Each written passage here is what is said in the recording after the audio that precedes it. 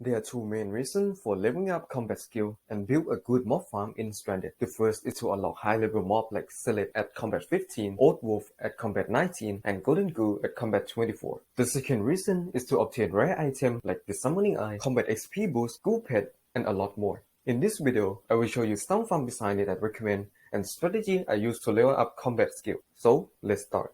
After you have a few combat level and combat gear, you should consider upgrading your mob farm. At this stage, I will assume that you don't have Repel Candle and Night Saver. You also start expanding your island or build a full width farm. Since spawn proofing will be really difficult, I recommend building the farm at the sky limit. The first design is Donut or the UFO design, which will allow player to AFK and gain a decent rate, able to manually kill mob and work semi-AFK. This design uses mob pathfinding to bring mob to the player, so it's relatively slow, but it is able to be grind by running in circles. This is the design that I personally use during this stage of the game. For more information, click the video on the top right. The other design that you could build is literally to be a giant temporary platform so that you can run around and kill mob. This is for people that want to progress quickly through this stage, as it doesn't allow any AFK or semi-AFK. For both farms, build your roof at exactly the sky limit so that mob don't spawn on the roof. After you have acquired at least 1 to 3 Summoning Eye and unlock the Repel Candle, you can now move on to the best mob farm design, which I call the Water Tower. This farm works by limiting all the spawning spots on the island using the Repel Candle for the maximum rate. For more information on the Repel Candle, go to the eye on the top right.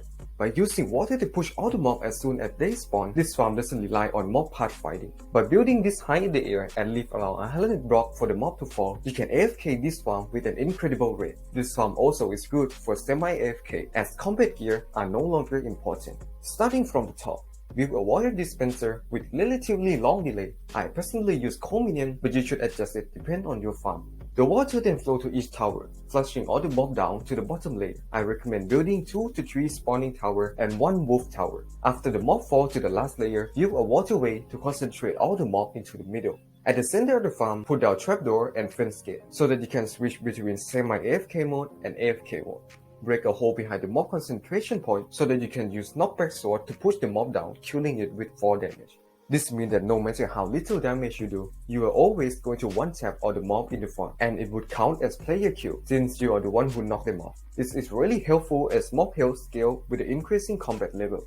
On the semi-AFK platform, make sure that it is made of transparent block like glass to prevent mob from spawning, and have it at least 3 blocks tall. This is because you can put down select minion that you got previously, and surprisingly, special select can spawn when player kills select from the minion. From my experience, I got 3 Summoning Eye from the donut design, and now I have 13 from grinding to combat 24 with this design.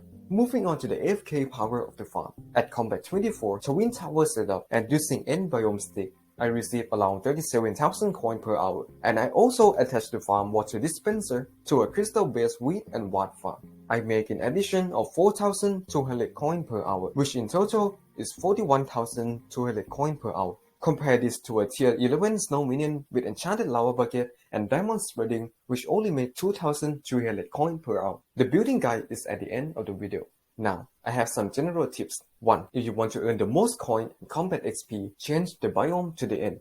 2. For the mid-game farm, try to get God Potion as it will heavily increase the damage and healing. 3. Get a wolf pet for a significant increase in combat XP. 4. The wolf only design is mainly for Sven Slayer, and to turn off any water tower mob farm, just fill the farm with water. 5.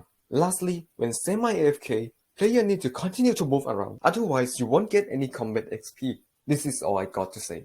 If you have any question, just comment it down below and do /visit T1G_ to have a clear look on the farm. Click the video on the right for how to build a water tower farm. Thanks for watching and see you next time.